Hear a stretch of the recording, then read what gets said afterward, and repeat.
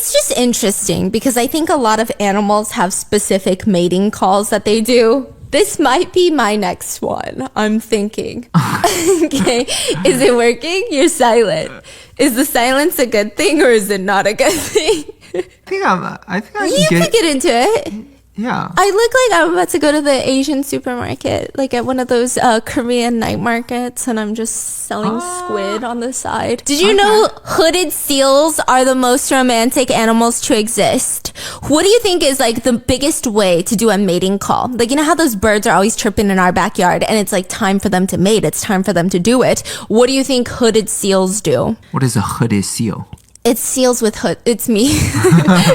Okay, male hooded seals, they have these very large pink balloon-like balls, sacs on their face, blush flesh pink, and they will just inflate it to look like little balls on their face to intimidate the other male rivals. Because the more blushy you are, the more mudang you are, and the more you're gonna get loved.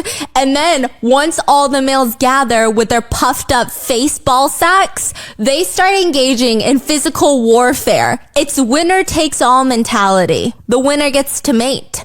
Male birds of paradise. They're also fascinating maters. Listen, I went down a rabbit hole of how people mate. They will start dancing. People mate? Oh, not how people mate. I think we know how people mate. Remind me again? No, just kidding. Male birds of paradise will start dancing. And they have unique choreography for them to dance. And they move their feathers and they shake their feathers. And they learn their dance moves from their daddies. They learn it from their dads. It's like unique choreography. Have you seen the ones in Florida? There's like this one that's dancing around this female bird and everybody's walking by and the female bird is not fucking having it and he keeps moving around and shaking his feathers and then he'll like scoot his butt back. It's really cute. But all these mating calls have all evolved to be more and more successful. Humans, we have our own mating call. Sometimes it works. Sometimes it doesn't work. Take Malone, for example. Maloney baloney is how I want to call it.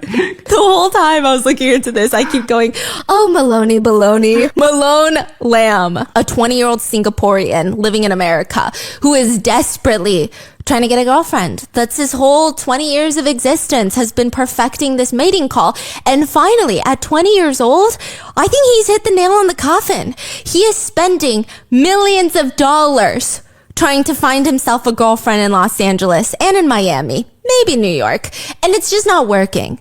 For example, this was his finest mating call to date. A text message. It's not working or it is working? You decide. You decide how you would respond to his mating call, okay? It's a text message, just a picture. You're just texting your love interest a picture. A picture of a pink Lamborghini Urus. Ooh, that's like... A pink Urus, damn. Yeah, what is that? Like $300,000? Okay. 3 Birkin bags on top. A pink Birkin, a green Birkin, an exotic croc leather Birkin. Let me tell you, I think the pink one is very pretty. I don't know why I felt the need to tell you that. So it's working. Okay. The pink one is very pretty. That's my mating call. I'm done, okay? So anyways, 3 Birkin bags on top of this car. And he just sends a picture to the girl of his dreams. This picture, that's it. No response. So then he hits her with some words, some verbiage. I got you a present. We'll call it an early birthday gift. A thank you gift. I appreciate you so much gift. All of that is a gift? Yes. A car and 3 bags? Yes, but they're not even dating. This is his mating call. They're not even official. Wow. She responds, once again, I am taken. Oh. It doesn't work. He responds, I don't care. IDC. But guess what? He does not end up getting a date with her. This is the story of a 20-year-old man who spends millions, tens of millions of dollars trying to get girls. But instead, he ends up in jail. You know what else is a financial scam? My dogs. I feel like I got my 2 dogs. I feel like they got me, though. That's the real thing. I feel like I've been scammed, emotionally manipulated, gaslit into working my whole life so that they can live comfortably. That sounds like an exaggeration, and it kind of is, but sometimes I look at Mingo sleeping and I'm like, do you pay rent? Do you have a job? Are you even alive? Because sometimes she looks deceased when she's really deep in a nap, okay? But do you know what makes her feel so alive? When I am in the kitchen and she hears me opening up a pack of dog food, she's practically teleporting into the kitchen to stare through my soul with the most aggressively cute stare that she has evolved to look at me with, especially when she smells the delicious fresh scent of Farmer's Dog. For most of Mango's life, I was looking for so many different dog food brands, just trying to find the right one that made her feel good, that she really loved eating, and that I felt good about. Farmer's Dog is real, fresh food made from real meat and veggies in human-grade facilities, and it's gently cooked to preserve nutritional value. So all you have to do is sign up and tell Farmer's Dog, oh, this is the part that I really loved. You tell Farmer's Dog about your dog's age, weight, activity level, and I can also add personalized items. Like Mango has a sensitive stomach. Tiger, he gets so constipated. Tiger's poops before Farmer's Dog. He was either always constipated to the point where I felt sad when I watched him poop. I went to the vet multiple times trying to figure out like the perfect balance. Farmer's Dog was the perfect balance. He has the best poops right now. After you fill out this form, you get ready to serve pre-portioned packs delivered straight to your door. Because listen, everyone in this house is a lazy girl. Me, my mom, and we also love good food. So getting Tiger and Mango to not gain weight in the winter is an art that we have to perfect, because the vet is like, listen, if you love your dog, you gotta be careful. But with the Farmer's Dog pre-packaged fresh food, it's so easy to give them the right portion sizes that they salivate after. And the recipes are literally developed by board certified nutritionists, so my dogs are eating better than me at this point. Their coat is silkier, softer. Even Mango, I know she had an autoimmune disease and like half her coat disappeared, but the fur that she still has, impeccable. If you want to buy higher quality dog food made by board certified nutritionists from real food, check out the Farmer's Dog. So get 50% off your first box of fresh, healthy food by using my link. Plus you get free shipping. I'm going to leave a link in the description so you can get 50% off your first box of fresh, healthy food by using my link.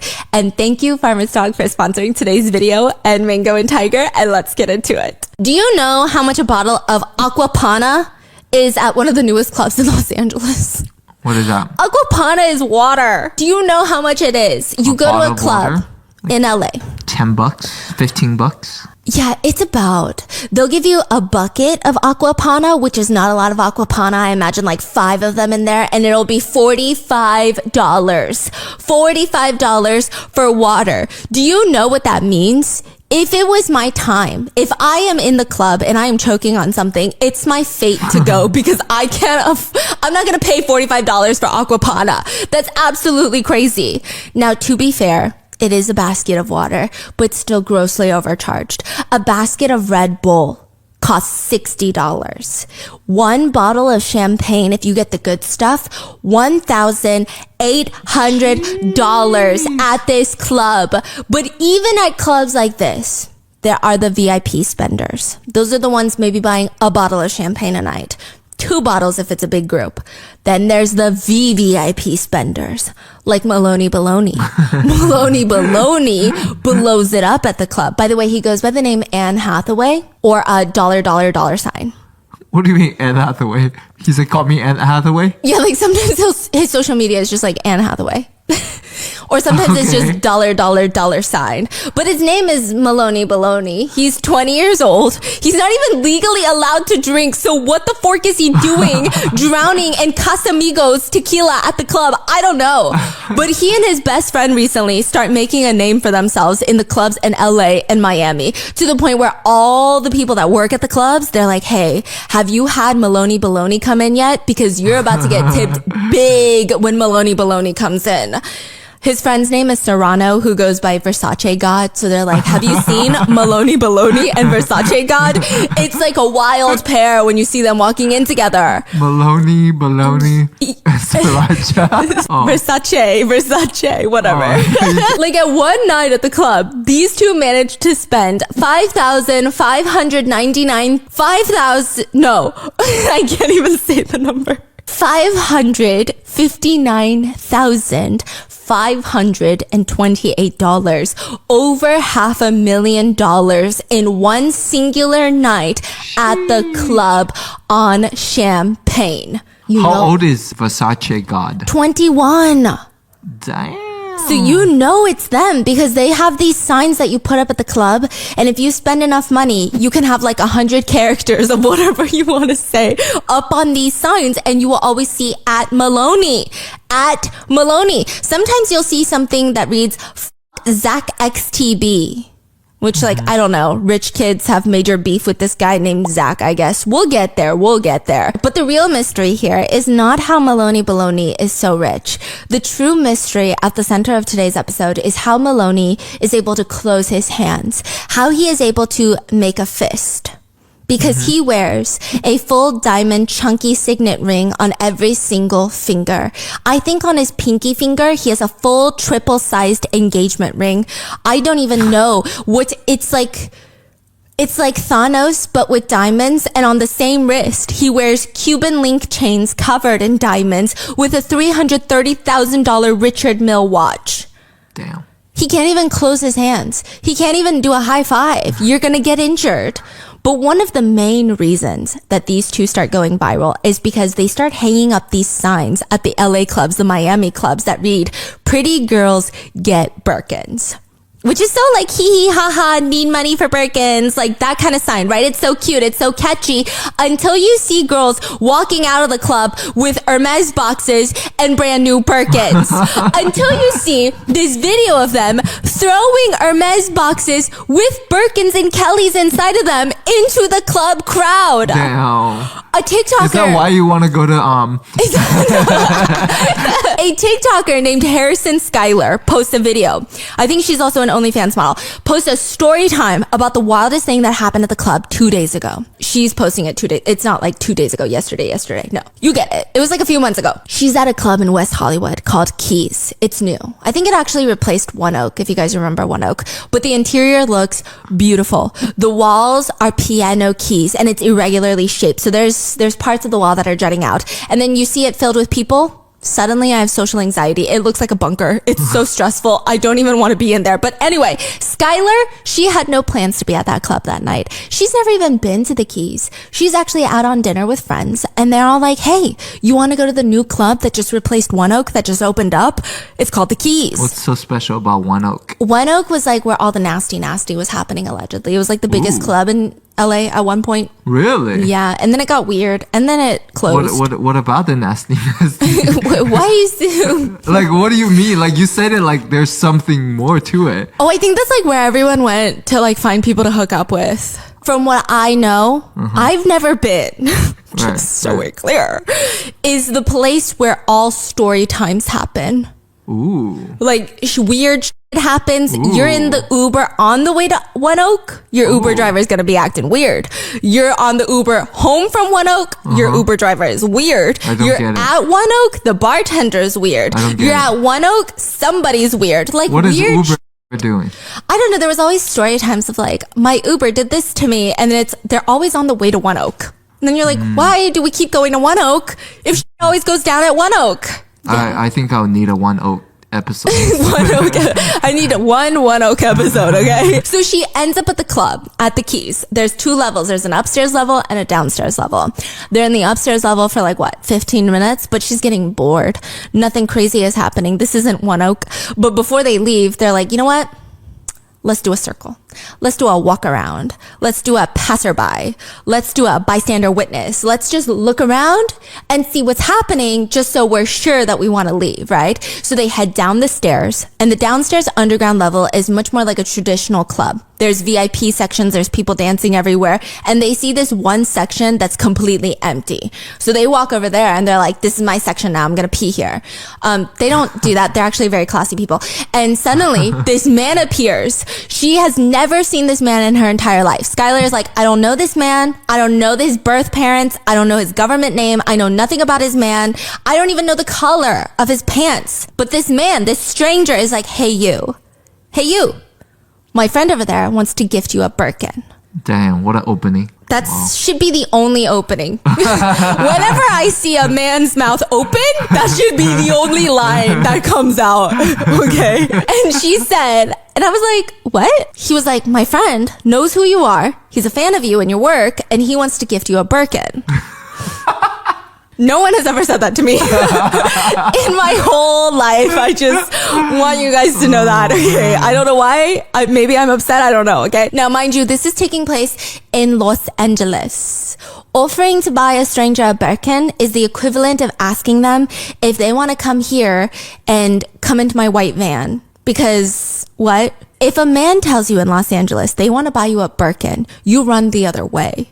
This is a scam. This is a creep. This is weird. Or he's a sugar daddy that might want to chain you up in his basement. This is not, you don't trust anyone in Los Angeles like that. Right. In fact, if I were walking down Rodeo, I would rather get into a Candyman's van than with a man that says, hey girl, let me buy you a Birkin. I would rather go with the man in the van. No stranger would offer me that, but you get what I'm saying, okay? It's a scam. So Skylar is picking up on this, and she says, I wasn't interested because I thought he meant like take me shopping to get a Birkin, and like, come on now, that's not really gonna happen.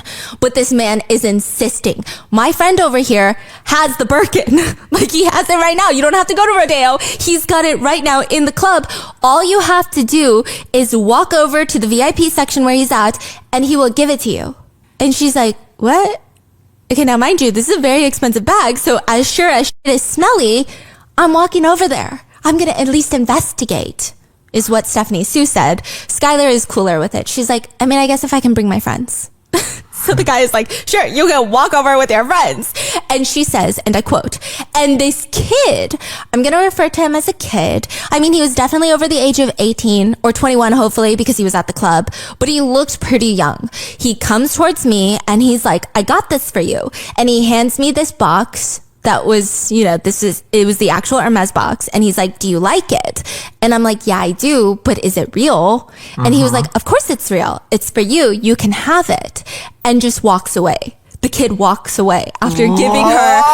And it was, by the way, it was a Kelly, not a Birkin. But anyway, who cares? What? The security guard that this kid came with, because, you know, I guess if you have 20 Birkins at the club, you got to have a security guard. He has 20 of them? He has a lot. Yeah.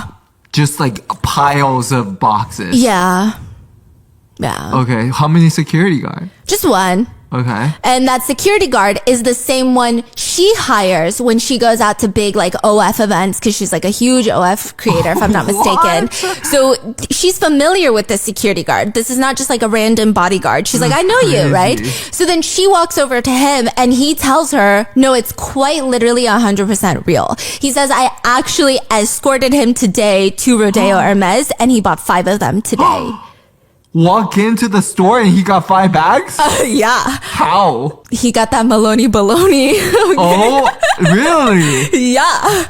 So they're lying that they don't have it. They always have it in stock. Don't let them lie to you. So she's like, what? Anyways, while I'm at the club, I see another one, like a light pink one, I think. So he's literally just giving out all of them. And the day after, she's like, but I want that pink one though. What color did she get? It looks like the gold. Oh, okay. Or no, I think it was like a grayish brown. Oh, she's like, I want that one. Yeah. Anyway, she was like, I think it was a light pink one. And then the day after, so like yesterday, I think, I saw a girl posting about how she got gifted one in the same club, same guy. Hers was like green, I think. She's saying this. There's another girl who goes viral for getting a free bag by Maloney Baloney. Now, some people were commenting that the caption said Birkin, but it's a Kelly bag, whatever. That is neither here nor there, is it now? Now, what really gets me, though, is she gets gifted this $10,000 plus bag and only spends 10 minutes in that section with the kid that she keeps calling a kid, which makes it even more hilarious, because imagine spending so much money to buy a gift for someone and they're like, hey kid. Thanks, kid. Oh my God. So it's that energy. Yeah, she doesn't even friend zone him. She basically like babysits him. She's like, this kid at the VIP section. It's crazy. And while she's there, she sees in the span of 10 minutes, she says, He buys hundreds of bottles of champagne from the club. She says it had to have been, just like in the 10 minutes I was there, $100,000 worth of alcohol. And he had been at the club for a while. So presumably he probably already spent a bunch of money. And he was still there when I left. So I don't know. I have no clue who he is. I heard that he was like the son of a Chinese billionaire. So who knows? Whoa. That's what she says. Jack Ma's son. Jack Ma's son. Now the kicker of all of this is that she's not even going to keep the bag. What? Why? She's regifting it. She To says who? it's not her style. The style is too businesswoman-y for her. So she's going to gift it to her mom. And she says, so shout out to the guy in the club for making my mom a happy woman. She's... Another TikToker, Olivia Allen, 3, she starts posting TikToks at the same time and she starts going viral of the green one. And it's the same story. A man in the club just randomly gifts her a Kelly bag, which is absolutely insane. So is she a model too, or what? I don't know what she does, but she looks like a model. She's very pretty. All of them are very pretty. So like it's very accurate. He's a factual man. Pretty girls do get Birkins. Well, I guess they got Kellys. I haven't seen a single Birkin yet. I feel like they're all getting Kellys. Anyway, these all start going viral on TikTok. And at the same time, people in the service industry are like, hey, have you seen Maloney Baloney? Like, what's going on with him, right? And all of this is happening. What is service industry?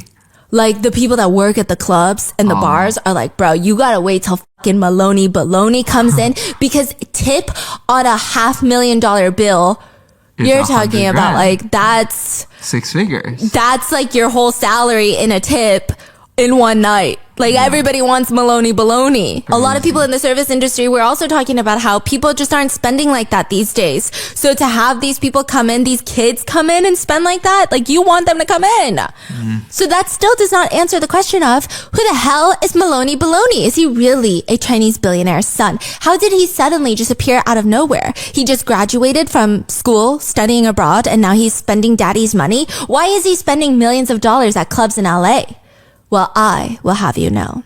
He and his friends are the proud owners of 4,100 Bitcoin. 4,100 Bitcoin? Yes. That's okay. Yes. How much is that? Like that's like $270 million. Yes. You know what? Bitcoin always fucking throws me off, because I be hearing guys talking about how they have Bitcoin, and then they're always like, how many Bitcoin do you have? And then one of them will be like, I have 1 Bitcoin. And I'd be like, loser. And then I Google 1 Bitcoin and it's like $65,000. And I'm like, oh, okay, maybe you're not a loser. Damn. Yeah, they have 4,100 Bitcoin. It's crazy. They own a massive Miami waterfront mansion that rents for $200,000 a month. Just a few weeks ago, he got arrested then. That's why Maloney Baloney is making the news. Maloney Baloney he got arrested. He gets arrested. This is after the Birkin. After the Birkins, he gets arrested. Neighbors of this massive Miami mansion say it was in the middle of the day. Nobody was expecting it. They start hearing a little ruckus outside. They're used to partying noises. You know, they have what appears to be the son of a Chinese billionaire, perhaps renting a house on the street. This guy isn't leaving the house to go to his 9 to 5 every day. His full-time job, it seems to the neighbors, is to party. So they're used to some loud noises coming out of that house. But this time it's like boom, boom, like fireworks. They said, we thought there was a shooting in the neighborhood. They look out their window, and in this Miami mansion, they see FBI agents in camouflage doing hand signals surrounding the massive mansion. They're pulling up in what looks like tanks. What the are they pulling out the big guns for this skinny little 20-year-old Maloney Baloney lamb? Why would he need to be swatted, essentially? Maloney and his friends not only get arrested, but they also have the feds start repossessing all of their belongings. They're taking in the cars, the luxury designer goods, their homes. The girls that got gifted the bags start going viral. And one of the comments reads, plot twist. These girlies are deep cover federal agents trying to coax all the Birkin Club girlies out of the woodworks so that they can confiscate all the Birkins. Yeah. Oh, they're taking away the Birkins too? is the idea, because they start taking away the cars and people are spotting this. They're taking away the cars, they're taking away the bags, they're taking away the houses. What the fork's going on, right? One of the girls, the one that got the green Kelly, someone comments, "You have to give it back. The feds just arrested Maloney Baloney." To which she responds, "Ew, do you tell the teacher they forgot to check their homework too?" Oh, wait. Yeah. And then she responds by wearing a full-on police Halloween bodysuit to pose with the bag for the handbag police. Also, she hates the handbag police who keep telling her it's a Kelly, not a Birkin. Okay, and others are like, bruh, more than likely the feds are going to see your viral videos and you should be deleting all of them and say that the purse got stolen from you. So now that this Maloney Baloney gets arrested with his friends, everyone starts posting "Free my guy Maloney." That's where I got in on this, okay? I start seeing "Free my Maloney" and I'm like, Free my Maloney? yeah, and I'm like, who's my guy Maloney? Clearly, nobody is upset with what Maloney has done. So I'm like, do I need to FOIA this case? What did Maloney do? The clubs, they're saying, we want our Maloney back. Nobody was spending money at the clubs. Maloney or Malone? His name is Malone, but Oh, okay. I think Maloney is so much better, okay? Nobody was spending money like Maloney, and Maloney was spending 6 figures in tips every night. We need Maloney. Girls are posting "Free Maloney." We need Birkins, okay? Which, side note, everyone thought that they found Maloney's secret account, or Maloney is so rich and so powerful that he has somehow secretly freed himself from the feds, because another Asian TikToker starts posting in G-Wagons, private jets, wearing Richard Mille watches, and everyone is commenting, "Maloney!" One comment reads, "Maloney, aren't you in jail?" Another one reads, "Maloney? Is that you? I want a Birkin!" Another reads, "I'm not gonna lie, living like this for a couple months might be worth going to jail," crying face, laughing face. Which, side note, it's a TikTok of this Asian guy in a private jet, shitting in a private jet toilet and taking pictures of his watch on a private jet. But the caption is, "My humble era, #donate to charity, #charity work." Wait, this is Maloney? No, it's just another Asian guy. Another Asian billionaire son. Everyone thinks looks like Maloney. That his whole comment section gets filled with people being confused. Like, wait, I thought Maloney was arrested. Wait, my Maloney is free already? What's going on? Do they look similar? As an Asian? Yeah. Yeah. Because sometimes people who aren't Asian be looking at two Asians and they look the same, and then you look at them as an Asian and you're like, they look vastly different. They don't even look like they have the same mother. Like, they don't even look half related. What are you talking about? Right? But then they look the same, bro.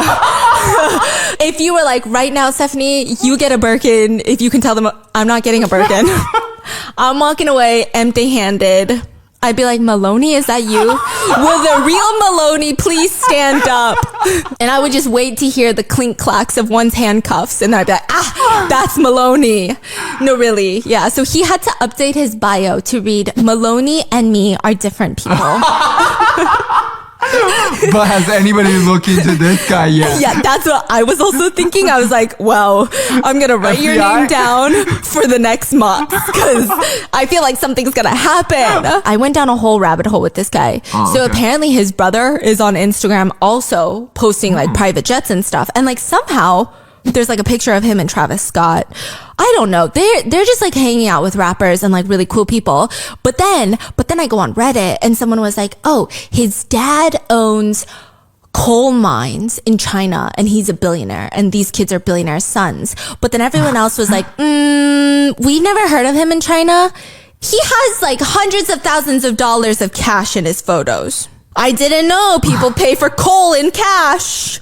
So I don't know. I don't know what to tell you. It's a little weird. Now, a lot of comments in actual Maloney's videos, they read, "Bro is just giving back to his community. He's a real life Robin Hood." Others argue, "Bro literally did everything you're not supposed to do," crying emoji, skull emoji. Another person comments, "How do you do this though? I'm asking for safety reasons." How do you do what? What Maloney does.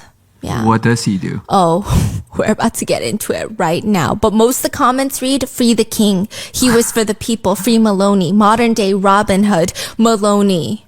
Which, side note, you know how there was like that guy that we were just talking about that everyone thought was Maloney? Another one of the comments was just like, wait, I don't think that he's in jail anymore because he was just at the Cowboy Giants football game tonight with his girlfriend. And to which most people responded, no, that was rice gum. So they all, Wait. I guess they all look alike. People are very confused about who the Maloney is. So what the fork did Maloney do? And should he really be free? That is the question. Do you know what it sounds like when you win the lottery? Like the moment you win? Because you always see those pictures of people coming Do I know what that feels like? Do you? I do. When did you know? When I saw you. Stop. Bro, that was good. Because you see the pictures of people signing the lottery checks, but you don't actually hear them winning. Like, what is that noise in the moment where you see the winning numbers match up? There is an audio of a group of guys basically winning the lottery illegally. Oh, wow. Wow, I see No it. way. No fucking way. I see it, bro. It's on the blockchain. It's on the blockchain, bro. Oh No fucking way. There is a group of guys hacking into somebody else's crypto account and gaining full control and access to over $250 million of crypto from one person's crypto wallet. And the audio of them is them freaking the out screaming, oh my god, do you know how much money that is? We're done. That's $250 million. Dang. Another guy goes, it's probably a pretty penny. Holy shit, no fucking way, oh my god, holy fucking shit. They're cussing, they're using slurs. Oh my god, bro, I'm gonna fucking SPAZ out. Yo, we're done. Do you know how much that is? Another guy's going, it's $250 million. It's $250 million. Yo, I'm gonna fucking lose my shit. Is this Maloney Baloney? Yes, it's Maloney Baloney. He's like freaking out. And his friends. It sounds like a bunch of kids just won the lottery. And that is not the case, obviously. A Twitter user by the name of ZachXBT uncovers all of this. He's scarier than the feds at this point. Remember how Maloney Baloney would go to the clubs and write ZachXBT? This is while ZachXBT, I guess, is on their ass investigating them. Oh yeah, he's scarier than the feds at this point. He's practically a professional scam catcher. Honestly, the world needs more people like him. Well, he starts tracking some fishy business, which really isn't that hard to point when all of a sudden a group of 20-year-olds show up at the club every weekend and start dropping $300,000 a night. Like, you think the feds are not watching you? That's crazy, okay? You would be out of your minds. I know IRS is for sure watching. Like, I am more scared of the IRS than the FBI because there have been so many cases where the FBI are like, we are looking for a fugitive. We cannot catch them. We have no clue where they are. And the IRS is like, wait, they didn't pay taxes? We found them yesterday. Yeah, we sent in our agents. Yeah, we might have accidentally injured them, but we're gonna get back taxes. Did you know that's a whole thing going on right now? What? This is very serious, but like, this is to show you how serious the IRS is. When Americans are held hostage in foreign countries and they come back to the United States, they get a bill from the IRS. Back taxes, like they get fined. Oh, I thought they will demand the other country to send that person back because they gotta pay taxes. No, so like when they come back, they have IRS bills that are like, hey, you didn't pay your taxes, so we're actually gonna fine you. And they have to pay the fine. And like, they're trying to explain, like, I was literally like, what are you saying right now? Yeah. So the IRS don't play. They're going to be watching. And ZachXBT is watching. And he figures out that these kids, if you will, are connected to this crypto scam from a wealthy individual in Washington, D.C. that was recently scammed out of nearly $240 million. Yeah. That is just crazy. And the way they do it, because when I heard hack, I'm thinking like coding, like you see in the movies, right? No, social engineering. So they spoof Google support. They call pretending to be Google support and they're like, hey, I know that something's going on with your like crypto account. Some like the passwords are weird. And then they call pretending to be the crypto and exchange? Then yes, the crypto exchange. And they social engineer this where it's like, oh, Google called me just earlier saying that my account was compromised. And then the exchange called me. So now I'm like, okay, now I need to start logging in. They sent me a link to log in to make sure my codes are good or whatever. They get access to his account. Whoa. Then they proceed to transfer out 4,000 Bitcoin. Dang. This is probably a billionaire. Yeah, and to they have, like, start, That much crypto. they start laundering that money. They start like just trying to wash the Bitcoin somehow, moving it to different accounts and like... And then go spending it at a club? Yeah. There's text messages between them that read, we got him, and I made him restore his wallet and create a new backup. We got him. Another one responds, dude, I love you. So not only are there audio records of this, but they have chat records of how they're going to blow through all the money they just stole. They say that they're going to get all the man's stories. Wait, so Maloney got most of the money, I'm assuming, you said? Actually, like it doesn't seem like Maloney did. What? So they split the Bitcoin, like the 4,000 Bitcoin into multiple different ways. I think Maloney, I don't know how much he blew through. Yeah. But he only had, I think, like 5 million connected to his account right now. $5 million? Left. $5 million left? Mm-hmm. So 200 million, 250 million. Yeah. And I think one of them has like close to 100 million. That's, yeah. But I don't think he spent it. I think he was trying to be smarter with it, trying to figure out how to. Oh, so Maloney is the only one that's blowing the cash. Maloney and Versace God. But there's more people? Mm-hmm. How many more? But there's so many of them, and they're all just like chatting on Discord and screen recording their crimes. There's so many of them. Yeah. There's a good handful of them. But Maloney is like the face of this because the Birkins. So Maloney basically... Yeah. Yeah. So all... Okay. No, Maloney, like, he better hope they're not in the same jail. Yeah. Maloney's pissing them off, okay? Nah, they're also texting about how they're gonna buy all the man's stories. I didn't know this. I'm like, what the fuck is a man's story? They're a type of car. So basically, they're these really expensive cars. Let's say you get like a G-Wagon or a Lamborghini. Usually, when you do aftermarket stuff, it maybe might devalue the car because it's like, well, it's not like the paint Mercedes gave. It's not like the rims Mercedes had. You're just like modifying it.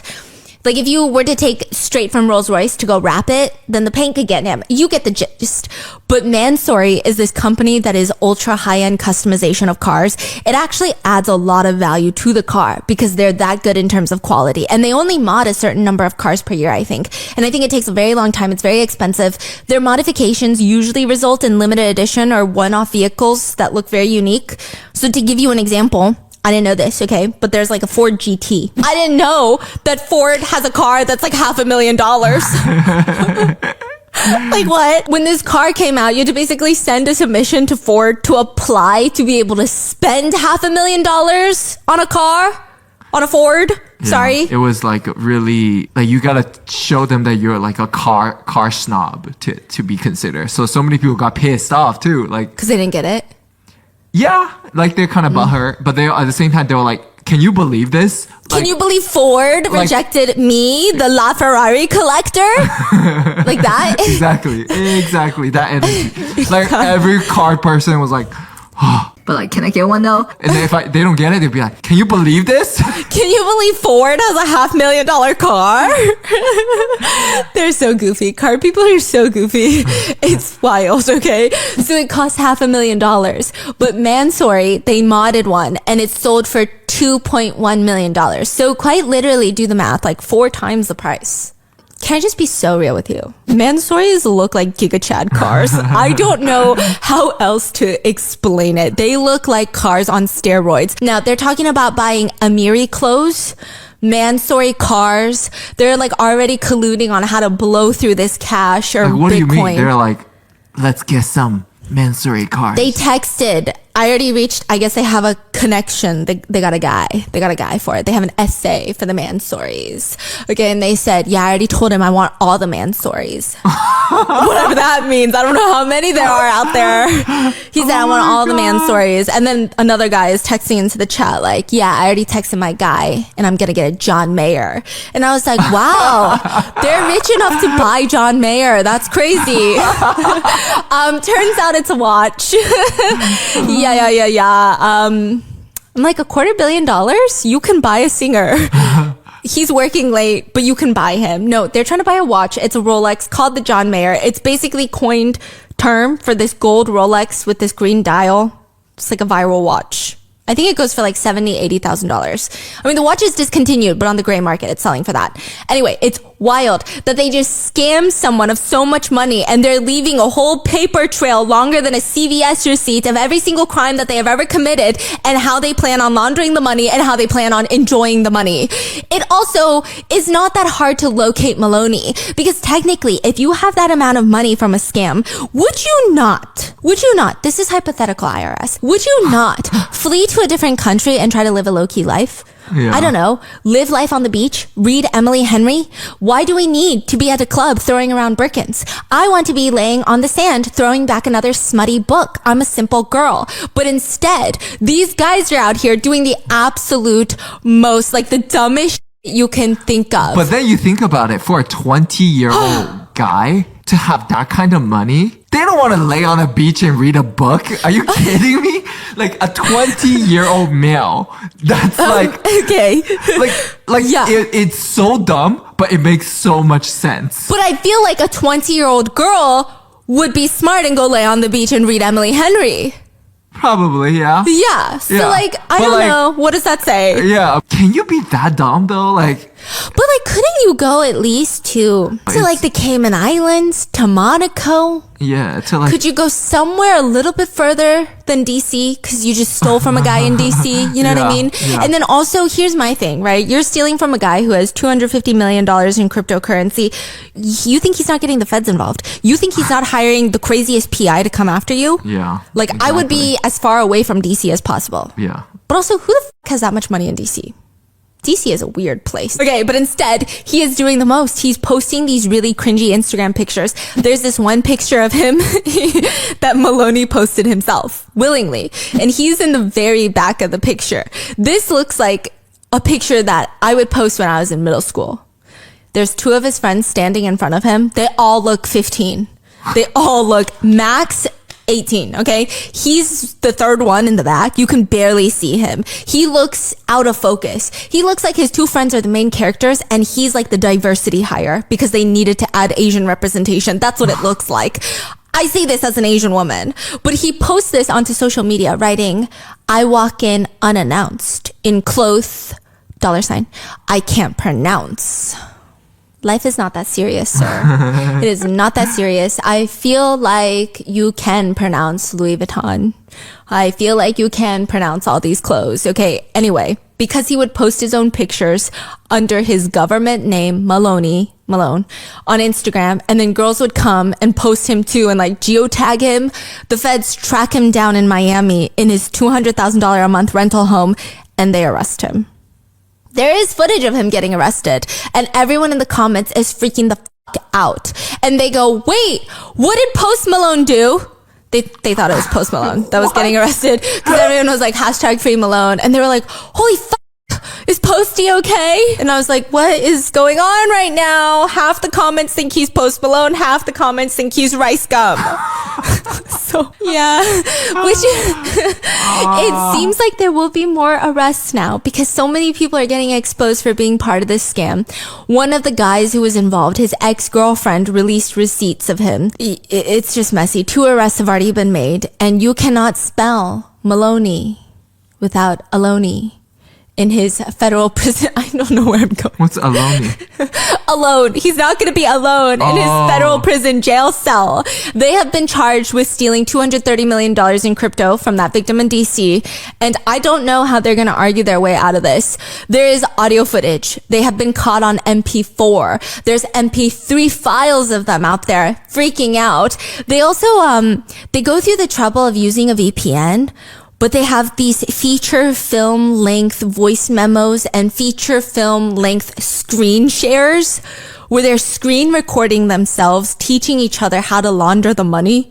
What are they saying? They're just like, just wire, send it here, send it here. Yeah, they're like, okay, so this is like what I'm going to be doing. I'm going to send it here and then send it here and then send it there. And then at one point, you're not going to believe this. You know the massive streamer XQC? I don't know anything about this man. I don't know anything about this man. Okay. I just know he's fucking controversial. However, there's an audio clip of the scammers where I guess one of them decides like they're filming that tutorial on how to launder money. Mm-hmm. It's like a dry cleaning tutorial. It's a masterclass on what not to do. And he sends this tutorial to the others, but in the video you hear XQC. So everyone, briefly, people were like, wait, is he part of this crypto scam? Turns out, no. He's like, they're just watching his streams in the background while they're casually laundering hundreds of millions of dollars. Like, the scammers cannot be alone with their thoughts for more than 6 seconds. Let me have 7 screens playing at the same time because my attention is so fucking shot that I could be scamming someone of $250 million and I still need to listen to my streams. That's crazy. It's crazy that they thought through so much to get the money, but then zero thoughts after they got the money. Oh, zero thoughts. Okay, so one of the guys, he's screen sharing and this video gets leaked, right? And somehow Zach on Twitter gets hands of it. But he accidentally clicks the Windows. I don't know how Windows works. There's like a section in the Windows where you click a bunch of buttons and the Windows account comes up. I guess it's like, oh, look at your iCloud, right? Yeah. And it has his name on there. In the middle of it. Malone? No, it's a different guy. Oh. In the middle of the screen share, just like his government name. Oh. And they also suck at laundering money. When you launder money, I wouldn't know. I truly would not know. But I've read when you launder money, you have to make sure that when you wash your clothes, you put your clean clothes separately. Those are your clean clothes, okay? The dirty clothes are dirty, clean clothes separate. But they would just like put the dirty clothes into the clean clothes back into the dirty clothes, and then treat them like clean clothes. So they're like, they don't even know how to do laundry. They don't even know how to fucking do laundry and launder the money, okay? Which begs the question, is it really properly laundered? No. Side note, I do think he also gifted a girl a full-on vehicle at the club. Imagine putting on your little slingbacks to go with the girls out to the club, and then you come home in like a 4-wheel drive. I'd be like, damn. My ego would never let me rest. Like, that would be my grandkids. I'd be like, you know, when I was younger, your grandma was so fucking hot. Okay, but from my very basic, not professional knowledge of things, I don't know if the feds are going to take the bags, but it would be possible. The process is actually known as asset forfeiture. So any gifts with fraudulently obtained money are typically subject to seizure by federal authorities, which would include high value items like cars, designer bags, even if the recipient is unaware that the funds were fraudulent. The gifts could be subject to forfeiture. Subject to forfeiture, though, does not mean that the feds have the time nor the want to take these items. I feel like the luxury vehicles are big enough ticket prices that they will. I don't know about the bags, but I would say, as a non-professional, my girly pop advice, maybe delete those videos. Like, maybe don't make it easy for the feds, you know? Just like delete them. Enjoy your Birkin bags and just kidding. I did not say that, IRS. I did not say that, feds. I abide by all laws set forth in this great country that I am a birth-ridden citizen of. Anyway, so the girl that got the car at the club, unfortunately, it seems like that will get repossessed. There was one woman, I don't know how true this is, but she says she was at the club and someone threw an Hermes box at her. So she's going to take it home, of course. But when she got home, it was empty. The box was empty. Someone took the bag out. So she just got the Hermes box. And I'm pretty sure this is her making a big joke, but her version of events is that she caught a box in the crowd and she's kind of low-key the biggest winner now because the cars, the bags, those are going to get repossessed by the feds. They're worth a lot of money. But this box, she's going to keep the fucking box. And that box, you can sell it on eBay for $100. So who really is the fucking winner, right? $100 or $0? I mean, I'm pretty sure it's satire, but still, can I just live in a world where that is true because that is a wealth of serotonin? So that's the story with Maloney Baloney. So he is being charged right now. Yeah. As we speak. Mm-hmm. One netizen comments, does anyone have any idea how to do that? What Maloney did? So do people know how long he's gonna get, or is he gonna get much? I don't know. It's like 5-10 years type of sentencing, you think? Yeah, like white collar crime is not my forte. So I really would not know, but I imagine not. I mean, I don't think he's looking at much time. So a few years. Like 5, 10, maybe 20 if it's really bad. I think it also depends on how much they can recover. Also, if he pleads guilty. But I do think federal prison is better than like state prison. Yeah, if he's like in a regular white collar prison, he might be okay. I think those are like the places Martha Stewart went, you know? But I don't know. Another just comments, I don't really get it. So people want all this wealth to have designer clothes and luxury cars. This is the life to go to jail for.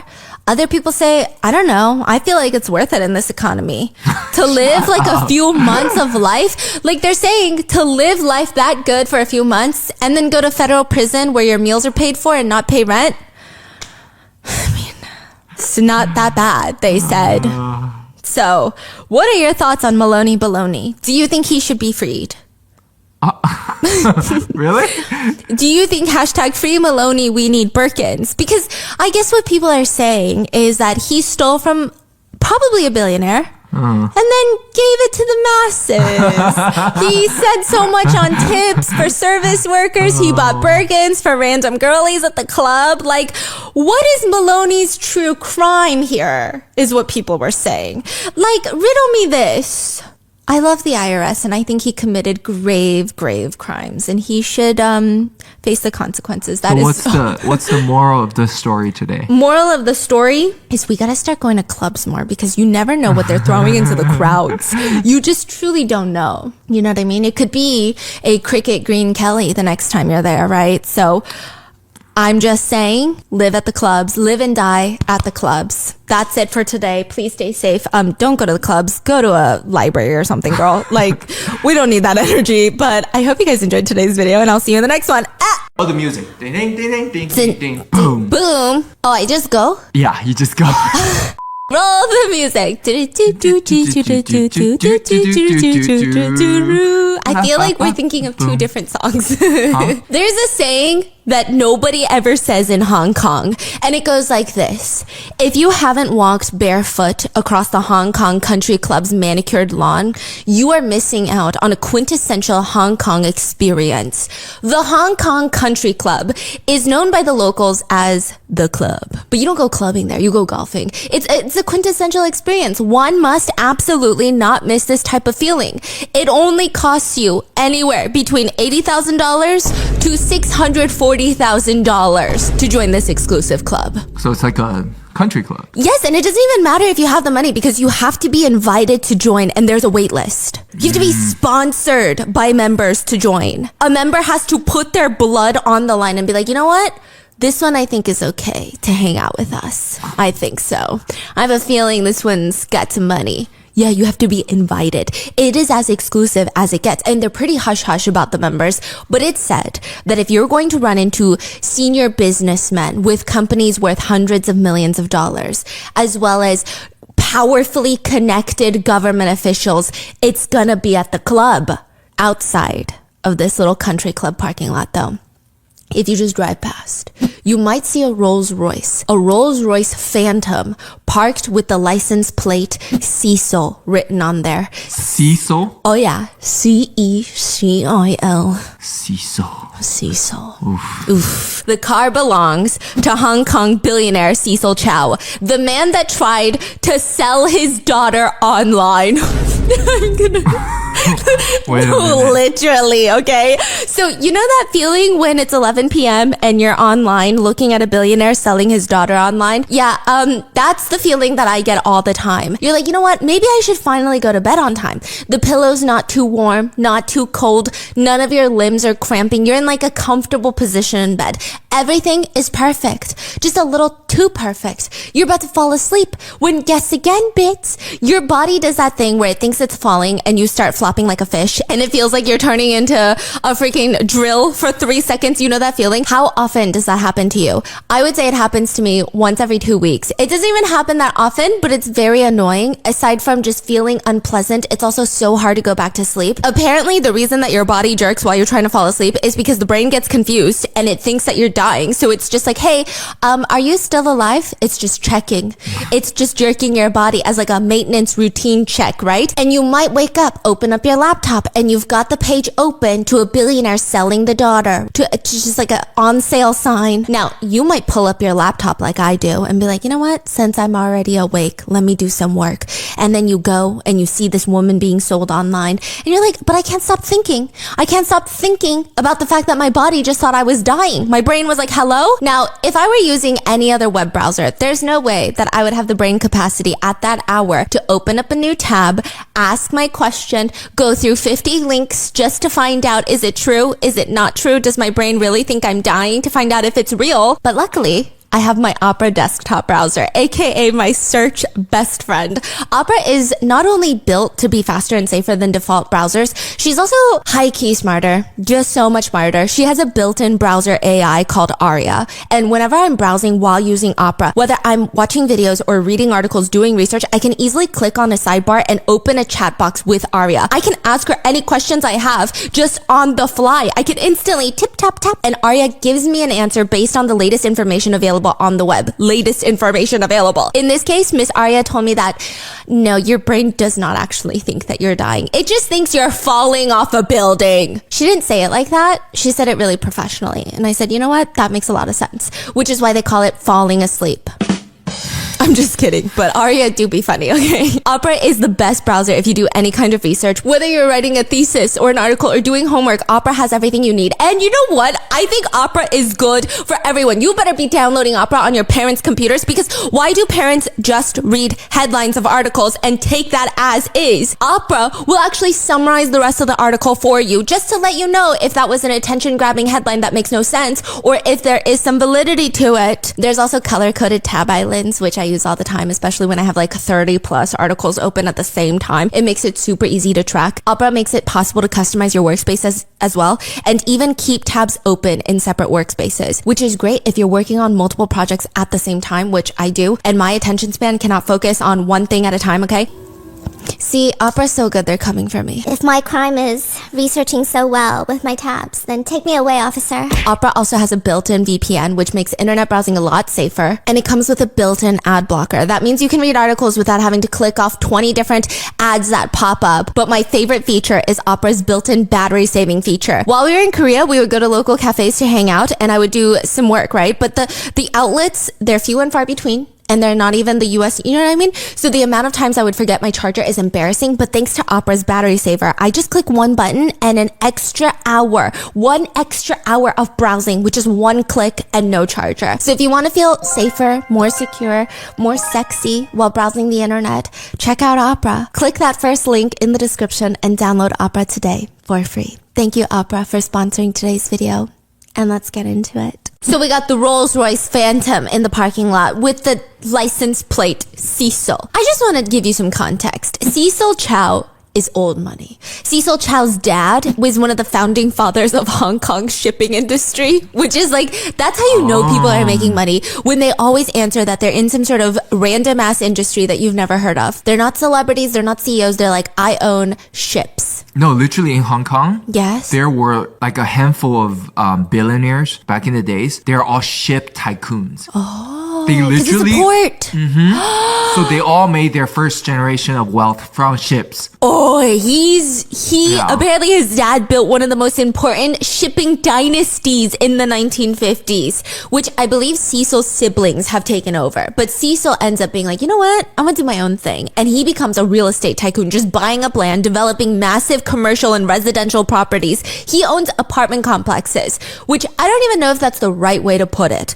It's more like apartment villages. There's one compound that he owns. It's a collection of multiple skyscraper apartment buildings, and in the center is this whole ass fucking town. A park, massive pool, amenities. He's out here creating little cities in Hong Kong, all over China, in Macau. Oh yeah. He's getting his hands into the casino money. So he's making a lot of money. He's in the process of developing more buildings, and it's estimated that his collective assets, at least on paper, are in the billions of US dollars. He could be worth more. The way he does business is also very intense. There was one time people said, okay, Cecil Chow, you think he's going to be this fun, eccentric billionaire, right? But then you walk through a building with him and he's doing this quality control. He's looking at everything. And one time one of the agents with him is stating that this chandelier is way too big for this space. It always has to be proportionate. This chandelier is too big. He looks at the agent, looks at the chandelier. Well, that's your point of view. Moving on. He doesn't care. He doesn't care for people's opinion. He's very crazy. He says things like, rich life is easier than being poor. Which, like, That's really good advice, sir. I've never heard that. I will follow that advice.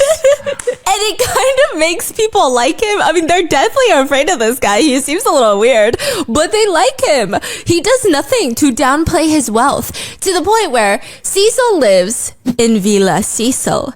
It's a massive 4-story, 16,000 square foot modern villa in the middle of Hong Kong's wealthiest neighborhood. He wakes up. This is his morning routine. And we're going to get into it because part of his day, he's like selling his daughter online. Anyway, long story. Okay. He wakes up in bed, lays there for 2 hours to quote, think. He has a 10-foot wide circular bed, a circle bed, 10 foot wide. Why does this sound so similar to Roland? Oh my God, he's Roland. Wait, because you're saying the club. He wakes up and he meditates and thinks. Oh my God, in his circular bed? I don't know. He does have mirrors and glass everywhere in his villa. And his bed is covered in mink. And when he's done thinking, he walks over to his almost all glass office. What about his body count? Oh, 10,000. 10,000? We're gonna get there. What do you mean 10,000? He had 10,000 girlfriends? Yes. How old is he? 78. 78? You said before you've been with over 10,000 girlfriends. Is that true? That's very true. I mean, more. He has 10,000 girlfriends. Definitely over 10,000. Like at the same time. Yeah, now he's 80 and he tones it down. He has like 4 girlfriends a day. He never keeps the same girlfriend for 2 consecutive meals.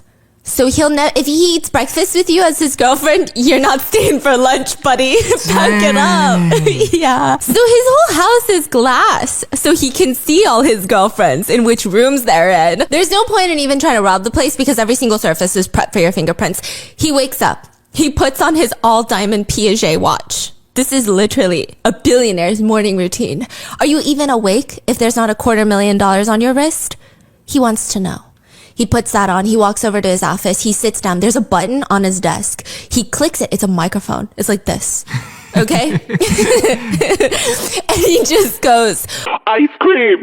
He's 5. He's 5 years old, I'm convinced. Ice cream! A few seconds later, the door will open and there's a woman carrying a gold tray with a pint of vanilla Haagen-Dazs and an expensive gold spoon right next to it. That's his breakfast. He just eats chunks. Of ice cream? For Haagen-Dazs. Vanilla ice cream. Apparently he's really into ice cream. So his daughter says, the one he tried to sell.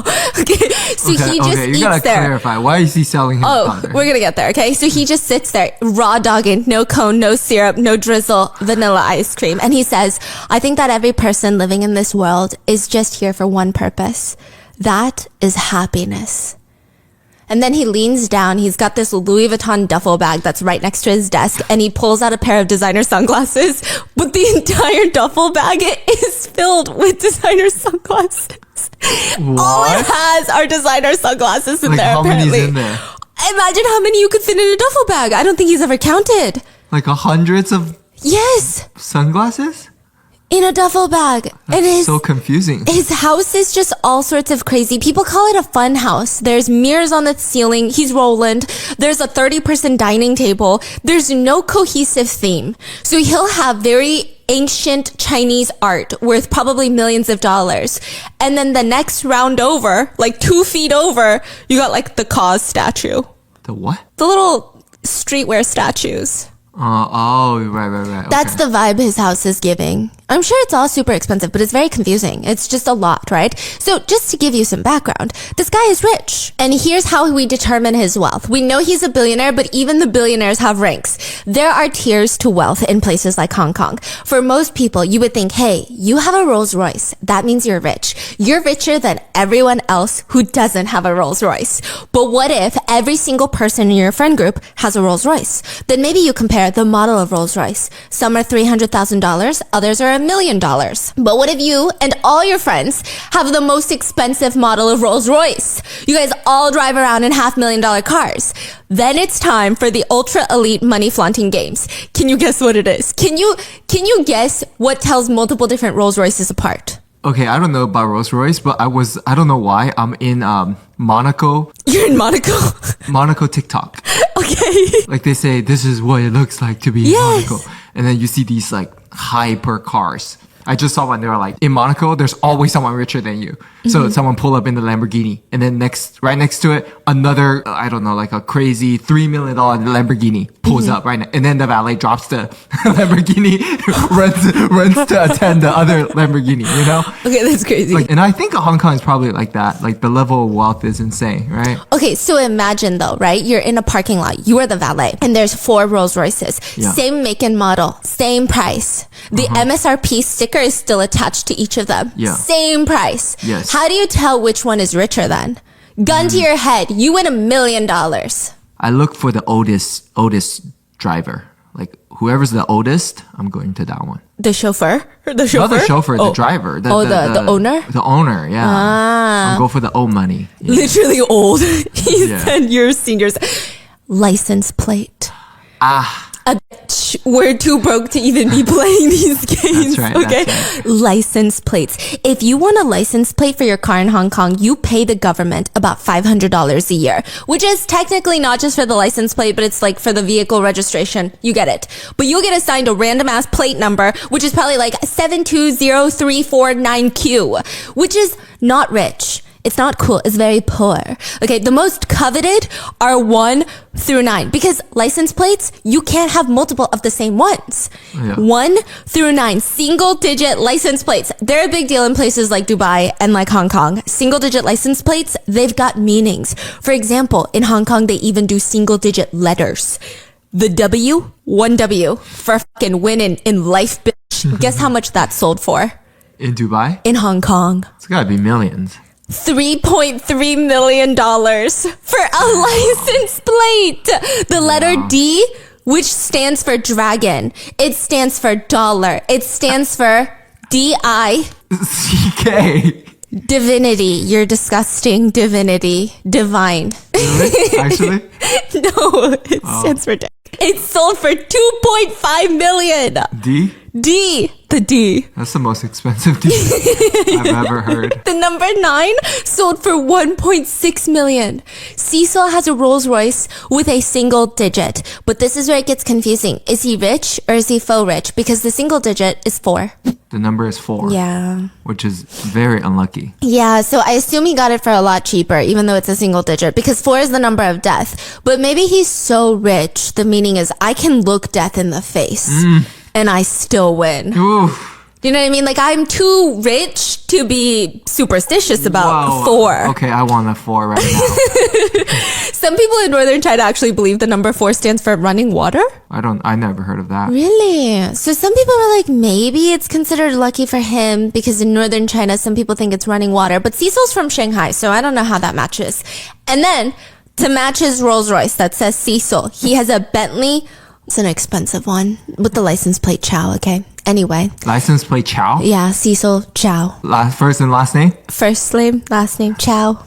Wow. Yeah, It's giving Roland. He is nicknamed the number 1 playboy in Hong Kong. Yeah, he's 80. So anyway, he's got 3 kids. Gigi the eldest, Howard the middle child, and Roman the youngest. They're all by different mothers. But Gigi is the eldest child. She's the only daughter, and she was named vice chairman of his entire real estate company. And it's stated that he's preparing her for the day that she needs to take over and run the business, which I can see why he picked her. Gigi Chow is incredibly intelligent.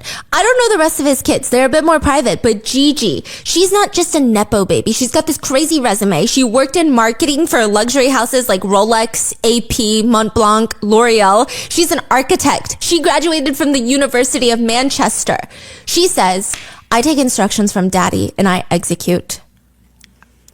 She said, I am his left and right hand. Some say he micromanages, but he knows all the ins and outs of the business. People say they're the same. Just both super stubborn, unafraid, confrontational, super good with business, both into flying helicopters. They're both pilots, okay? But there is a big problem. Something that could jeopardize the entire family. And he needs to... Cecil Chow is getting Gigi ready to take over his company, but he needs to fix this problem before she can be the face. And he has to let everybody know that he's planning for this future. Cecil Chow hosts this impromptu press conference, and he's got all the press involved.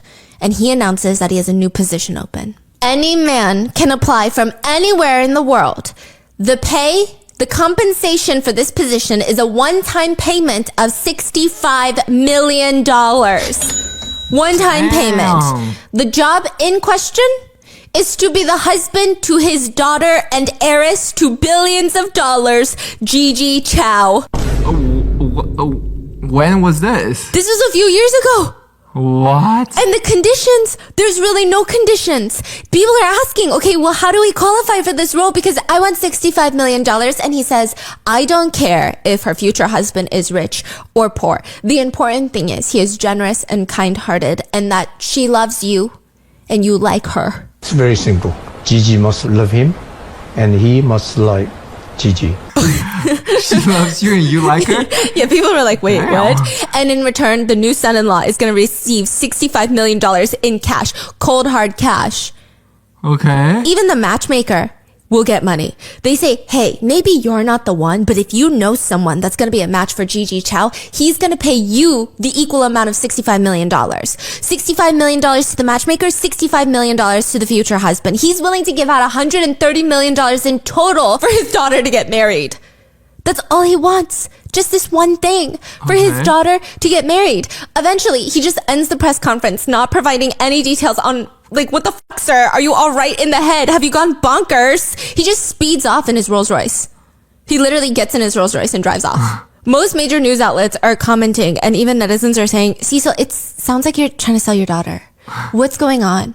The news was actually so outrageous, it went international. Hong Kong real estate tycoon Billionaire begs any man to marry his daughter for $65 million. Within a few days, over 20,000 love letters, friend requests, emails, packages are sent to poor Gigi Chow. Gigi had to hire a full-time staff member to delete emails so that she could actually get to her work emails because someone found her work email address and they were just sending letters. All from men who wanted to marry her without knowing a single thing about her. There were so many random people getting involved. Gay men that clearly did not care for her were applying for the position. What? George Clooney's body double stuntman lookalike was like, hey, baby. You can be the Amal to my Clooney. Yeah. A lot of them were sending videos trying to get Gigi to fall for them. I'm not very hairy. I like Taylor Swift and romantic comedies. I could love you long time for $65 million. I don't know if these men know what it means to be attractive to women because I've never, not once, ever thought, why can't a man talk to me about how good he is at everything, wearing nothing but a robe with his chest hair sticking out, drinking, holding a cup of coffee in front of his work from home station. Okay, his little desktop is right there on the desk. Looks like one of those standing desks. This is a marriage proposal from me, George, to you, Gigi Chow. Another man Wait, just so you're saying you don't like that? if you do it, if you do it right. Look, you could get into it. I could. Okay, I got could. it. I've seen you in a robe. I've seen your chest hairs. Another guy is just like, I'm just gonna woo you. It's just a really bad audition for a bachelorette. One man decided videos are not the way to a woman's heart. Women like reading. So therefore, consequentially, I shall write a new erotic fiction about her every single day for 5 months. 150 new plots, 150 new positions, 150 new reasons to be placed on a government watch list. He was writing fanfic Sending it to her every day. for 5 months. Oh my. But the best one, in my personal opinion, was a submission from a woman in China. And she was offering up her own husband. Yeah, she said, first of all, Like, is she like talking up about the husband or like talking it down? no talking up, like, please, just He's such a good catch. incredible. I mean, that's why I think you should also experience what I've experienced. And honestly, you don't even have to pay him, pay me. Just take him. Just get him out of his house. People were gathering outside the office building. Men had flown in from Asia, Europe, a few from Africa, just to pledge their undying love for Gigi. They said, Gigi, I have never met a woman. I have never, ever just spoken to a woman so special. I've never felt what I have felt about anyone other than you. Sir, I'm her assistant. That's Gigi. Okay, that's the vibe. Truly, everyone is saying that she's incredibly charming. And then all of the journalists, they're confused. You know, they're it's comical. Like, honestly, shoot your shot. Right? Would you shoot your shot? If I'm single, yeah.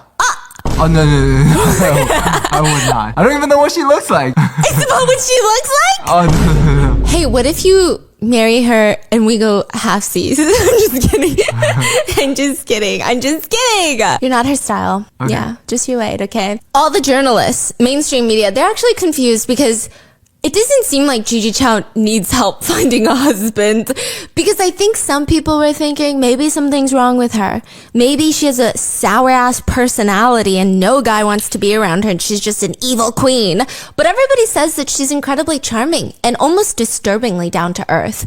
That's what a journalist said about her. She's so down to earth. The journalist interviewed Gigi Chao on Gigi Chao's helicopter that Gigi Chao was flying. Okay, she gave the journalist a helicopter tour of Hong Kong. Not really down to earth, I would say. Yeah, but the journalists, I don't know if they were paid. They were like, she's so down to earth. Anyway, as we were walking up to the private jet, okay? So then they were flying over their mansion. No, like physically, they're not down to earth. What's wrong with you? They're flying over Villa Cecil, their mansion in Hong Kong. You can even see it in the helicopter. That's how big it is. And she goes, wave to daddy. To the journalist. And so they're just waving to Villa Cecil. And she dips down and she points at the personal helipad on the property. And she says, I usually land over there. This is my usual landing spot. But they said that she's very down to earth. She's a pilot and she flies her dad. Everyone says the two of them, they bicker like little friends. The 70-year-old dad doesn't like to be flown by anyone but Gigi. So she'll be driving around in the helicopter and she says, you know, it's actually pretty challenging to drive with him. He'll just tell me to land in the middle of crowds. I'll be like, no, daddy, we can't do that. And he'll all be like, come on, Gigi, it's fine. Just do it. Yeah, I kind of like that she's very upfront about being a Nepo baby. It makes me like her a little bit more. In one interview, she says, as soon as I could formulate a thought, I knew I was special. Because back then, the whole city of Hong Kong, there were only a handful of Rolls Royces in the whole city. Her dad had one of them. And so people would just stare as they drove around. And she said, everywhere we went, people would literally drop what they were doing and take pictures, you know, and watch the car go by. I actually found that very uncomfortable. That's why I just only fly now. Yes. She also drops these gems about her life. She'll be in the middle of a conversation and go, I spoke to Elon when he came to Hong Kong. And he said Hong Kong was his most successful business story. I scrutinized him and I asked him about his technology. You know, he's actually kind of a nice person. She also says that she's much more humbler than her dad. Her dad is the one that's into Rolls Royces, Bentleys. She, on the other hand, drives a Tesla Roadster original model. There's only 2,400 of them out there in this world. Wow. She says she's also more of a Brompton bike to work type of person. So I was like, what the fuck is that? I mean, bike to work, that sounds pretty humble. I'm sorry. I looked this bike up. It's $2,000 for a bicycle. Oh, she rides an expensive bicycle to work? $2,000 bicycle. Now, this proposal comes out and people are confused. I mean, she's not the most humble person, but she's very likable. She's very charming. How can she not find a husband? The thing is, after her dad makes this proposal, we find out Gigi Chao is not looking to get married. In fact, she's already married. So why the fuck does he want to find a husband for her? Because she's married to a woman. Literally.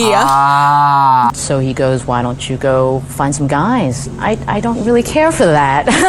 Gigi Chao met Sean, ironically, when she was trying to buy a watch for Father's Day. And it's alleged that Sean's family is the owner of the Ball Watch Company. They're owned by the Eves family, and Sean is the daughter of the Eves or something like that. And it seems to be the case because Gigi said, Sean and I met through the introduction of a mutual friend on Father's Day. I wanted to get my dad a watch. Her being an expert, we spoke on the phone and she advised me on some good choices.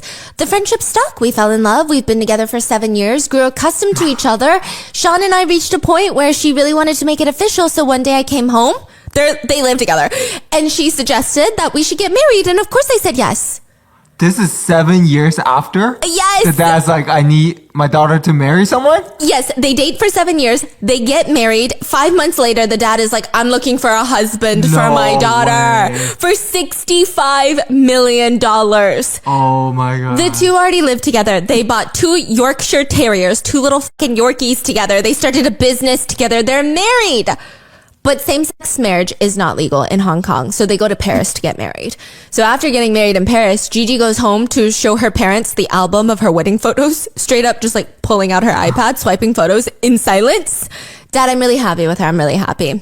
Now, mind you, he knows that Gigi is gay. He'd been knew. Like, they knew since she was a teenager. And he's just like, yeah, no, this is very, very wrong.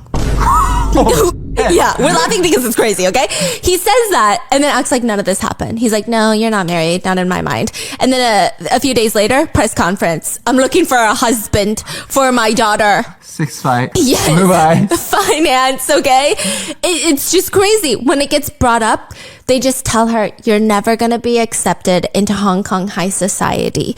You cannot run this company. You can't do it. It's going to make your life hard, okay? So no, you're not gay. What? There will be a resolution, okay? But the reason that this whole thing blows up, it's alleged that Gigi wanted to just keep their marriage on the down low. Their friends, their family know. There's no reason to make it public, considering Gigi is a public figure, right? And her father's business is so closely tied to the whole family. But Sean makes a public interview and just drops that she and Gigi got married. And I don't know. Gigi looks a little bit uncomfortable in the interview, but like, what do I know? She could just be nervous, but some sources allege that she had no clue that Sean was going to say that night to the public and announce that they were married, so her dad retaliated and then posted the proposal. Anyway, Gigi said that after finding out that she was gay, because nobody really knew, a lot of her friends suddenly came down with a sudden case of onset homophobia. She said they suddenly got evangelical with her and threw Bible verses at her. That's crazy. Yeah. But she's known that she's gay since, quote, before she could articulate much in terms of language. Like, she's always known she's gay. And her whole coming out story was so traumatizing. She was 13. She had this girl over from school, and the two of them were in her room with the door closed. Eventually, the girl leaves, and her mom just casually asked Gigi, what were you guys doing in there? Gigi felt compelled to share her life with her mom and said, Mom, that girl, I think I love her. And her mom calmly walks over to the cupboards in the kitchen with Gigi and just grabs her head and bangs her head onto the kitchen cabinet, basically trying to bonk the gay out of her.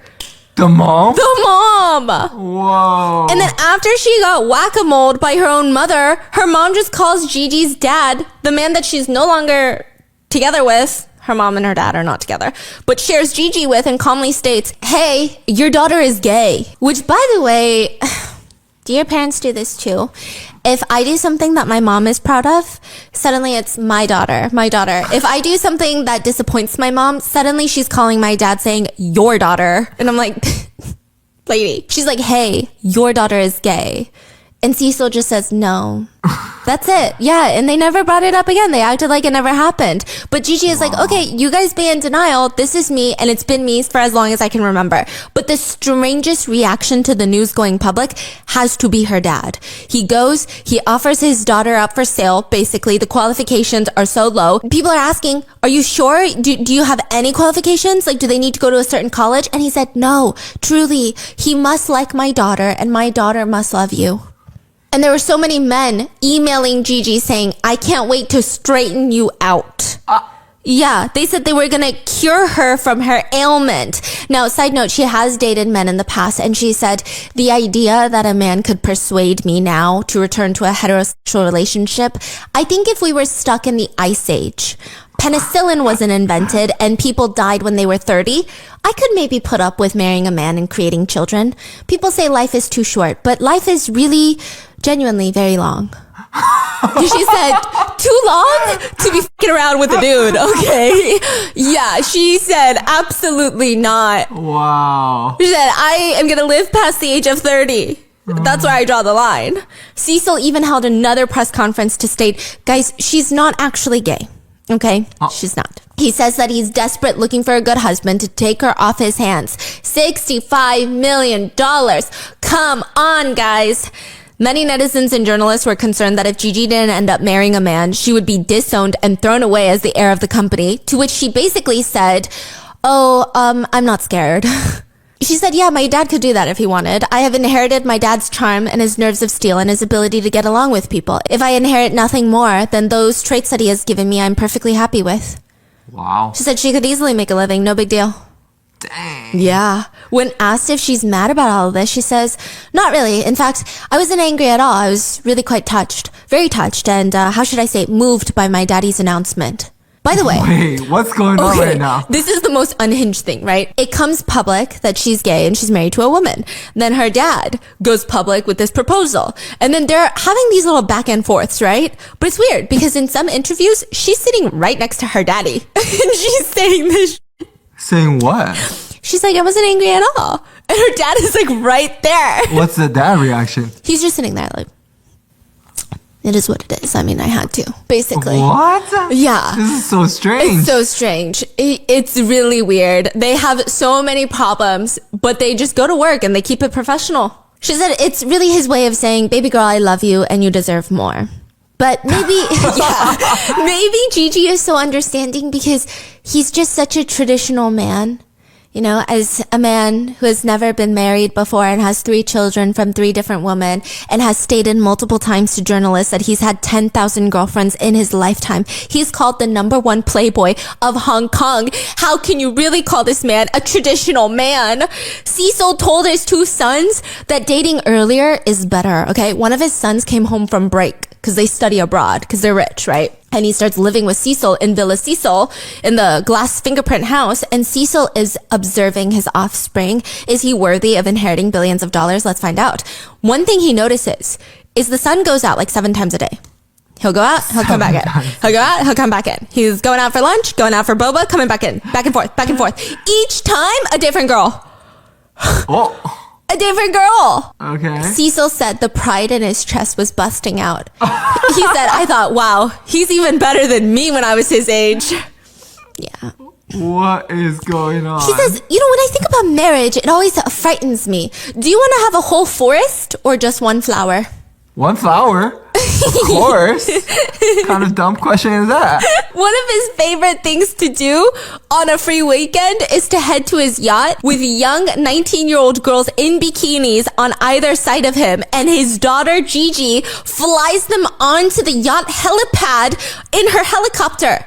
They'll be on the yacht in the middle of the ocean. And the dad will be like, hey, there's this 20-year-old girl in a bikini waiting on shore. Gigi will hop in the helicopter, go pick her up, and then drop her off on the yacht. This is so strange. Yeah. This is so weird. I don't know if I would want to become a pilot just to become a chauffeur for my dad and his 19-year-old girlfriends, but that is my own personal opinion, okay? He's throwing massive pool parties at his villa for the 20 women that are spending the night with him. That's why he has a 10-foot wide circular bed. I think circular beds are better for multiplayer sports. Because it seems like everyone that does a lot of multiplayer sports, they have circular beds. 10 foot. That's huge. Yeah. 10 foot. Did we get somewhere? No, Okay, I'm just envisioning how big that is. Oh yeah, one happy sleepover. All of them are his girlfriends. Cecil Chow is not just against getting married. He wants to date as many women as possible. And he seems on track for it because, like I said, 10,000 women, and he thinks that's a filtered number. He says that's a low estimate. Now, people did the math, but assuming he started dating at 30 years old, this averages out to 172 girlfriends a year, which really means if he's only dating one girl at a time, each relationship lasts for a little over 2 days. But sometimes he'll change his girlfriend 4 times in one day.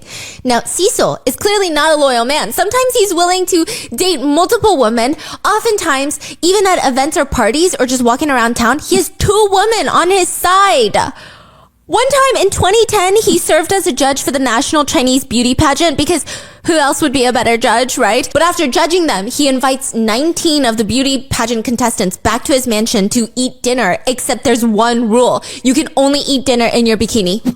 F*** that rule, okay? First of all, I hate that rule because when I go to the pool, and you know, after you get out of the pool, you gotta eat some watermelon and like all the little popsicles on the side and the sodas. I be wrapping a towel right under my boob.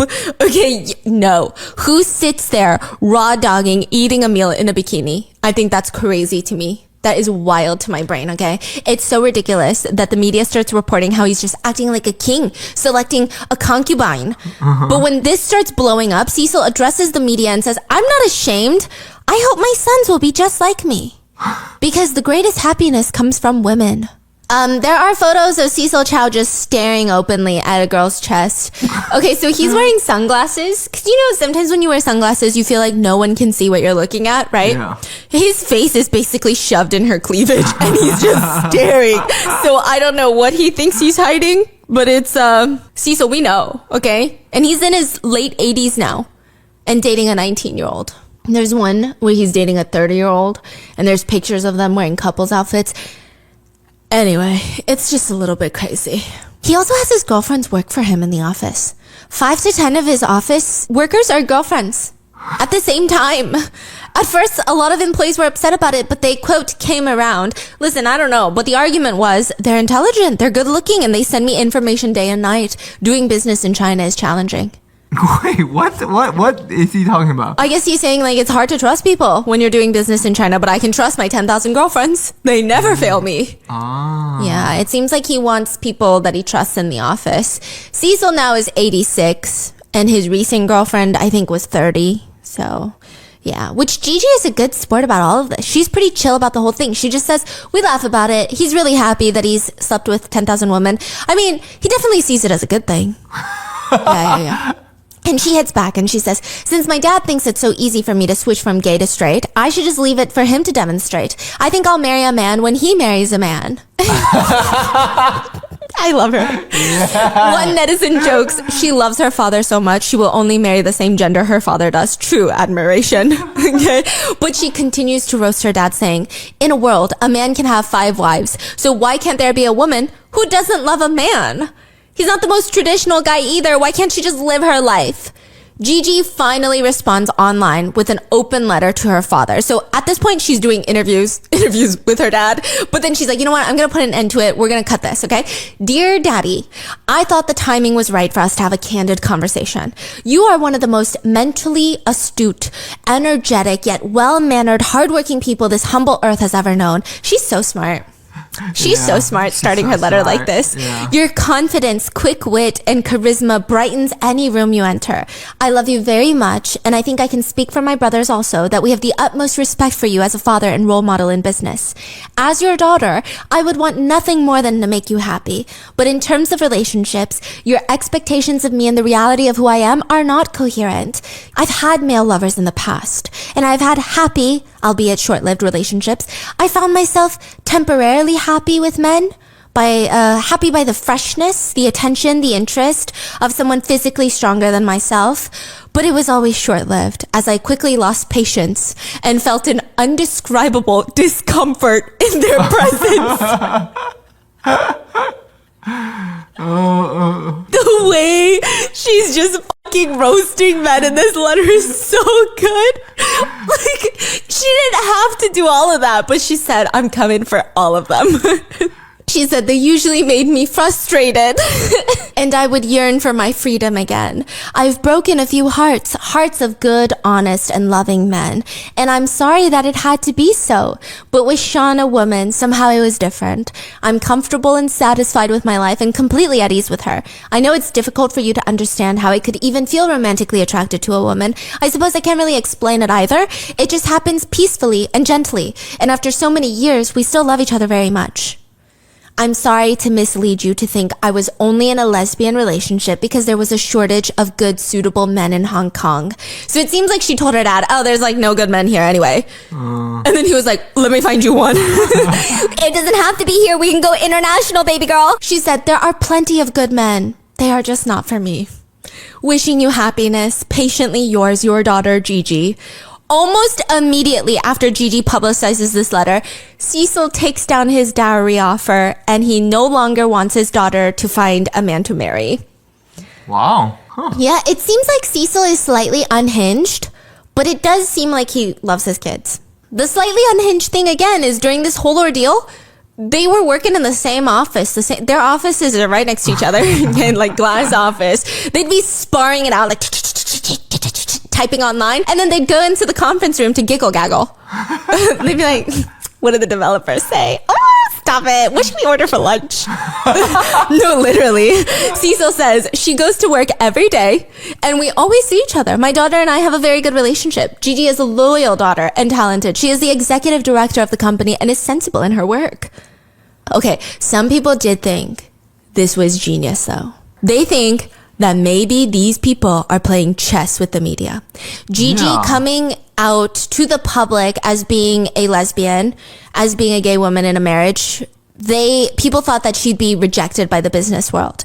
But by her dad doing this, it garnered so much international praise. They actually seem more forward thinking. The way she handles herself, it's nothing to be ashamed of. She's so straight up about it's such I think the dad is too smart. Yes, because the way he rescinds it immediately. Yeah, the way even like the whole offer, how ridiculous it sounds, it's gonna make news. Yes. And he's way too smart for doing something so dumb. He knows like you're not gonna catch some good dudes by doing this. So the main thing you're gonna get out of it is media attention. And this, I think, pivoted the narrative because, I mean, I'm assuming same-sex marriage is not legal in Hong Kong. I'm assuming that the older generations of these business executives, he was saying you're gonna be rejected by high society. Yeah, you know, this action makes him look kind of bad. And her good. And you root for her. So he's sacrificing himself for Gigi. Dang. Yes. We got played. We got by played. the player. Yes. And I think it made everybody love them more. Wow. And it wasn't messy. I think it's crazy. It makes her look so good because I do think she is genuinely a very smart woman. Just the way that she's not mad at her dad, the way that she's very calm and collected about the whole thing. And she's like, it's ridiculous, but I think my dad just loves me too much. It's so classy. I could never behave like that. I'd be crying. I'd be like, my appa just so mean. And a reporter even asks her the question straight up. Are you guys doing this for publicity? And she said, I don't know, you tell me. You're the reporter and you're the one that requested this interview. She said, I'm sorry, am I really looking for publicity when you wanted to talk to me? Remind yourself who put you in this room, she said. Yeah. No, literally. Yeah. And Gigi has now become one of the biggest advocates for legalizing same-sex marriage in Hong Kong. I love her. She'll even do these interviews where she goes, my parents have been trying to turn me straight for the past 28 years. But here I am, still gay. Just love her. Okay. She thinks a lot of the reason that she and her dad are able to be chill about the whole thing is her dad just says outrageous stuff all the time. Netizens were just making fun of the situation at this point. Some people were commenting she should offer $200 million for a man to ask to marry her father and to love him. He's had 10,000 girlfriends and can't handle his daughter having one. He had 10,000 girlfriends, not married, right? Yeah. Well, maybe try He said, she's 33 and still not married. I'm a bit worried about her. Sir, you're 76 and still not married. We're worried about you. Gigi and Sean broke up though. And she is now dating Jenny Wan. Jenny Wan works in asset management and real estate. They live right next to Villa Cecil. And Cecil seems to have accepted Gigi's partner. In an interview she did in June 2024, Gigi talks about how her dad has grown, saying, I will say that my dad has come a long, long way. He's now quite the accepting father-in-law. He always makes an effort to include my partner in all the family gatherings. He really made an effort to make sure that she feels part of the family. There are even pictures of the three of them during events and holidays, and he'll post them onto his own social media. And Gigi does these TED Talks on what she went through in empowering other gay women, and she's an advisor for the UN Nations Development Program. She's just fucking killing it. She's also an ambassador for the AIDS Concern Organization. Cecil has grown a lot. He's publicly doing magazine shoots with his daughter. They look fucking old money. I don't even know how to describe the money that just screams off that page. But the captions are talking about supporting Gigi and work on marriage equality. So he's backing her. Yeah. And then Gigi said that she randomly fell into this position of being an advocate, but she says, well, don't get it twisted. The fact that I'm fighting for marriage equality doesn't mean I want to get married. Okay, she said, I want to be single. So people are like, Gigi wants to be single? Yeah, she wants same-sex marriage, but she doesn't necessarily want to get married again.